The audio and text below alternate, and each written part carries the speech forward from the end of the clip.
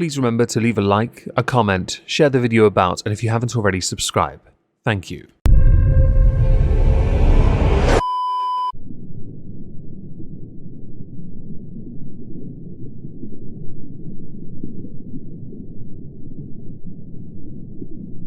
Well, isn't this just fantastic? Captain's Log, Subdates 231031.9. I may have forgotten about the season of Spoop. My crew are not impressed and have written and signed a strongly worded letter of complaint which is in the suggestion box on my desk. As I have all their names, my security officer Smackers is going to beat the crap out of them for it. Back on June the 14th of this year, one of my lovely mods, Hi, very kindly acquired some sources for a video topic. Now, I never made a video on this topic, but I have in the past made a video on a similar topic from a different person. No lie, I trawled through my main channel, a Megon2 and my Rumble channel to try and find if I'd covered this person at any point. It felt like a subject I would have covered, but I hadn't. I will link the video that's remarkably similar though, down below. It's actually from the Exhibition of Stupid People number 213. I think I have made my point on this channel, on a Megon2, very clear when it comes to preferential treatment in wider society. And I don't mean equality, I literally mean preferential treatment of those who champion body positivity but want to be treated as if it should be normalized that they are so morbidly obese that they make demands upon everyone else, to be treated above everyone else. When reality is, no, is the answer. You are too selfish and lazy. Simple as that, really. On June the 14th, 2023, Ravenstar had tweeted, no. Again, this J-woman does not comprehend how airplanes work. She also doesn't get that cause she has let herself get to a super morbidly obese size doesn't mean the world and everyone in it has to accommodate her. How about no? I love doing that voice. I know it annoys some people. I'm never stopping. Get used to it. The images included have Jae-Lynn Chaney. Chaney. You know what? I don't care. New York Post article from then. Plus-size influencer Jae-Lynn Chaney rips plane seats policies after demanding other flyers pay for extra seat. Now she is an influencer. I know, this is a thing. She has 95,000 followers on Instagram and she champions herself as a plus-size travel, fashion and lifestyle influencer. She empowers people of all sizes and abilities. And her words are featured in Allure, Travel Leisure, CNN and Insider. How exciting. I am so not remotely proud of you. Her business is more commonly known as J-Bay Productions. Because productions has to be in everything, doesn't it? It makes it seem more official, like limited, and like every indie band putting the before their name. The ones from the noughties more notable. Earlier in April, Jae-Lynn had started a change.org petition. Here it is, by the way. The petition is titled Demand for the FAA to Protect Plus-Size Travelers. Hashtag Body Equality in Travel. It had 35,414 signatures. There was even a video in the petition under Supporter Voices. I'm not going to play that because I don't want to throw that particular individual under the bus. But why the petition matters, Jae-Lynn provides some answers. For example, the FAA should mandate that all airlines have a comprehensive customer of size policy that prioritizes the comfort and well-being of all passengers. Provide additional accessible seats to accommodate for all sizes. Reimbursements for customers of size who purchase additional seats independently. Clear communication. They must create policies, standards and procedures for customers of size and communicate them in clear, accessible and easy to understand ways. Basically, use voice to communicate because apparently some are illiterate. Accommodations need to be made to ensure that customers of size can receive the necessary support they need. Forklift, basically. Employee training to help accommodate for customers of size. This term sucks ass, by the way. And as petitioners, we are also calling on the FAA to mandate that all new airplanes must have at least one wheelchair-accessible toilet. Now, I tend to agree that if they only have one, perhaps consider a second, just because it would make things a bit more simpler for those who are disabled. I would not put those who are super morbidly obese on par with that, but I know that they would struggle to get into certain toilets that are for the able-bodied, where those cubicles are quite small. Jae-Lynn did go on to concede that if her demands were met, that plane tickets for all customers would increase due to demand. Quote, "It is difficult to provide a one-size-fits-all answer to the question of who will pay for the policies mentioned in the petition," she told that to Fox News. However, what is clear is that the mistreatment and discrimination of plus-size travellers is unacceptable and must be addressed. Implementing policies to accommodate plus-size passengers may come with associated costs, but these costs must be weighed against the benefits of creating a more welcoming and inclusive travel experience. How about no? You are so big, you require 2 seats. Therefore, you pay for 2 seats. If they made planes so that accommodated for people your size on a more regular basis, they would be using half as many seats on the flight. I'll be honest, at that point, you may as well stand on top of a hill and roll yourself there in a Zorb for safety. It would be cheaper. And I'll be honest, planes are privately owned. They shouldn't have to accommodate for you in the slightest. They want to maximize their profits. I do not support the idea of treating this as customers of size and a form of discrimination and/or oppression. You have made a conscientious choice to be the size that you are. You consider yourself a plus-size travel, fashion and lifestyle influencer. Oh, you're plus size. That plus needs to be turned slightly to the side in the form of 45 degrees, and then you need to add additional pluses also turned 45 degrees to the side to it, okay? This is not something that should be treated positively in the slightest. I am never going to change my position on this. As you're based in Canada, Vancouver more importantly, I thought I'd just remind you that the obesity rate in your country is 27.2%. In the world, some of the highest death rates are caused by heart disease and respiratory failure, much of which can be attributed and exacerbated by obesity. That is not something I want to champion. It really isn't. Now that was what had happened back in June. We're now going to skip ahead to October, more present, recent news, right? Because now we get to talk about what she has been doing recently to continue to champion the plus-size customer of size nonsense. Hi, Future Meg here. I noticed something in the New York Post article that I should have included in this little part. Canadian air passenger rights advocate Gabor Lukacs told CNN he considers the practice of charging large passengers for 2 seats a human rights issue, being quoted as saying, "Being a large-sized person is not a choice as many people mistakenly believe. There is unfortunately a lot of negative attention and prejudice against plus-sized people. It's not as if someone is getting up in the morning and making a decision that they're going to be a large person, so through that lens of human rights, I don't see any justification for charging these people a double fare. When you're stupid, creates a form of tunnel vision, and you cannot for a moment fathom that actually a lot of it is a choice, and you are just asserting something because you are so desperate to not be proven wrong." But go figure, you told CNN that. According to the National Institute of Child Health and Human Development, the NICHD, on a page titled "What Causes Obesity and Overweight?", for example, health conditions, stress, emotional factors, poor sleep, genetics. Some people, for example, are more susceptible to gain weight because of their genetics. My family are renowned for it, in fact. Environmental, not having access to parks, sidewalks, oversized food portions. That one got a smaller mention, but okay. Food and activity, though, is very much first. I wonder why. So continuing with the list of complaints, we go to the Daily Mail on the 2nd of October 2023 in an article titled "Plus-Sized Travel Influencer Who Demanded Other Passengers Pay for Obese Flyers Extra Seats Now Calls on Hotels to Enlarge Hallways to Help Fat Guests." Jae-Lynn Chaney, a travel and lifestyle creator based in Vancouver, said her aim is to make the travel industry a more accepting place for all, and demanded changes to hotels to accommodate bigger vacationers.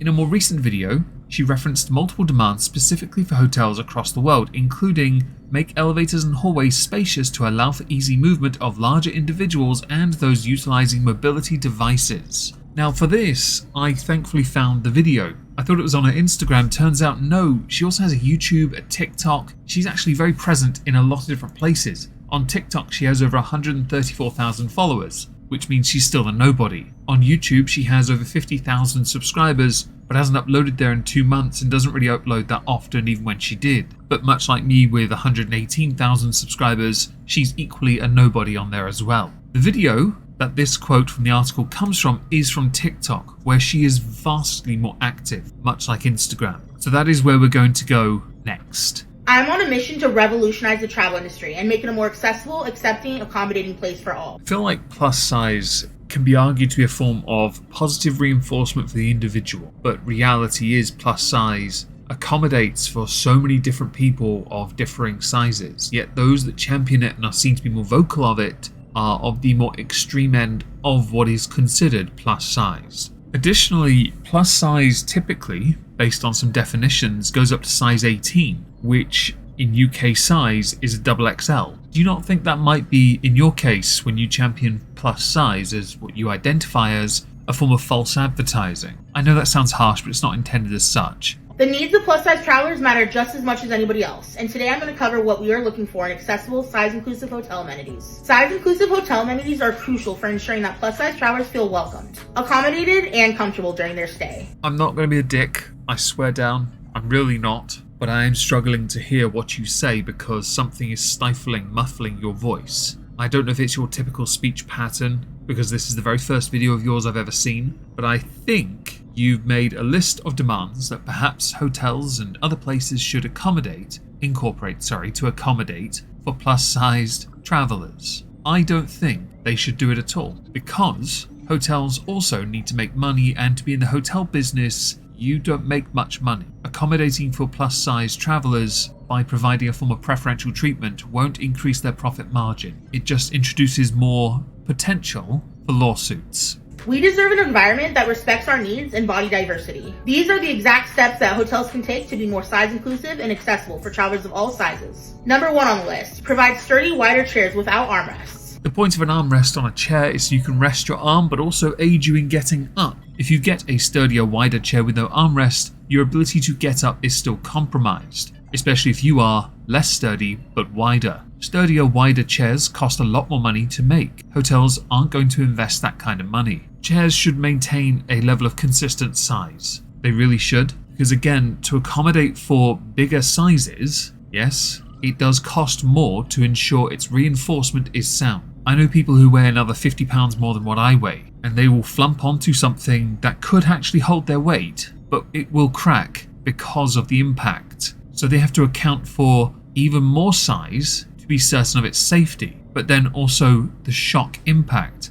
I don't think they're going to spend the money putting suspensions into furniture. Number 2 on the list, ensure beds with strong support and a higher weight capacity, along with providing reinforced chairs and wider bathroom facilities. The only hotels I've ever stayed in are Premier Inns, and I don't really sleep, to be honest. Well, I do, but it's more like medically induced, because I just can't naturally sleep. The beds are meh to me, because I don't really care about hotels that much. The point of a hotel is not to treat it like an extension of your home. It's somewhere you stay while you go and do holiday things, right? Or go to gigs in my case. An average bed can take anywhere up to £250. That is for the average person, not for the super morbidly obese that makes up 27% of Canada. No. So they're going to, hotels especially, accommodate for the bigger percentage, not the bigger people. The same will apply to other countries. You may think that by having bigger weight capacity beds, that more people of your size are going to go there. Actually, no. It's an investment, but those beds will have to be changed on a regular basis, much like the mattresses, which is an expense they cannot waste money on. Therefore, they're not going to do this, no matter how much you beg for it.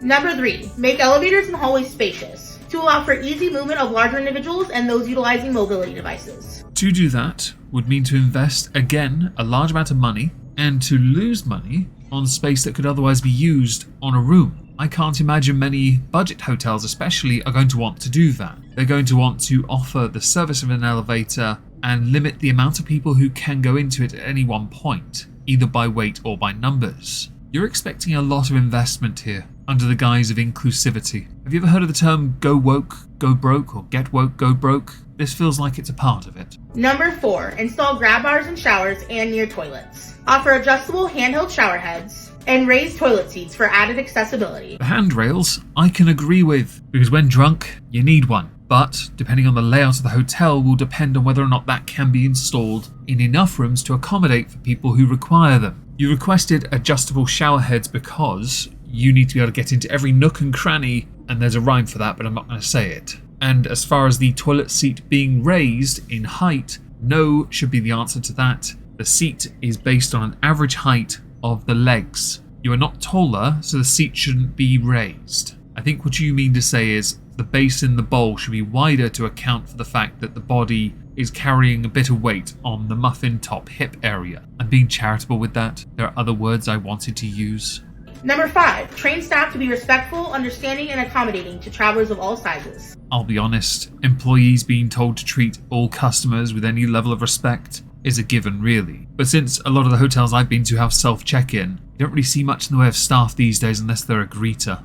Number 6, provide pool lifts and handrails at the entry of the pool. This will allow for plus-size guests and guests with different abilities to enjoy all amenities. I thought a lot of pools had handrails anyway. I could be wrong with this. I don't really do the whole swimming thing. Large bodies of water and I don't get on very well. A bit ironic, I know, but still. If it is something that should be included, that's probably one that I would agree on for the safety of anyone that gets into the pool. Last thing you want to do is call emergency services and a crane to remove someone who can't get out of it. Number 7, hotel restaurants should have roomy seating options and sturdy chairs, ensuring that everybody can dine comfortably. Number 8, offer larger beach and pool seating. Provide oversized loungers and seating at the beach and pool areas, allowing travelers of all sizes and abilities to be comfortable. Right, so I put these two together because the first one I actually didn't care about in the slightest. The second one, I've seen a lot of videos of people at hotels rushing to get the best seats. I can imagine if they accommodated for people of your size and beyond, those seats would be the ones picked first by smaller people, and since others are less than willing to give up those prime seats, it is unlikely you'd be accounted for or accommodated for unless they intentionally created a segregated zone for what you dub plus size that the rest of us dub a joke area. Number 9, hotels should provide size-inclusive bathrobes. These should go up to a size 6X and beyond. And hotels should also provide bath sheets or plus-size friendly towels so that travelers of all sizes and abilities can use them comfortably. You are putting a remarkable amount of financial pressure on hotels to account for plus-sized guests in all walks of travelling, because while you have gone out of your way to make it so that travelling is more difficult for yourself, you seek to make it seem like you haven't made this choice. This is just who you are and you've accepted and settled it, so everyone else must get on board with that message and provide for you. I don't agree with that. I really don't, and I don't think in this they should go the extra mile in this context of providing so much extra that will cost them so much more to do, although they could just get a couple towels and sew them together, I guess. But making the bathrooms bigger, I guess it depends on how much you're paying for the hotel really, but even the hotels that cost more aren't going to accommodate for your size as much as you would want them to. And last but not least, this is an important one. Display clear and accurate information on these amenities on hotel websites. Include weight limits, seat dimensions, and things like that. And include information on the size-inclusive amenities available. This will help plus-size travelers make informed decisions. Oddly enough, I can agree with this as well, because then there'll be less complaints when the options available for you to use as hotels diminish even further, and then I get to watch even more arguments and anger and outrage that hotels are weight shaming, fat shaming, not being inclusive enough to have so many reinforced beds, chairs without arms, which I think is really dumb by the way, and all other related facilities that require plus size accommodations. Yes, I look forward to that. I think that would be a fantastic way of providing me with extra content. Maybe it'll get me views as well for a change. Don't get that very often, so it'll always be nice and welcome. By implementing these size-inclusive hotel amenities, hotels can become more inclusive and accommodating.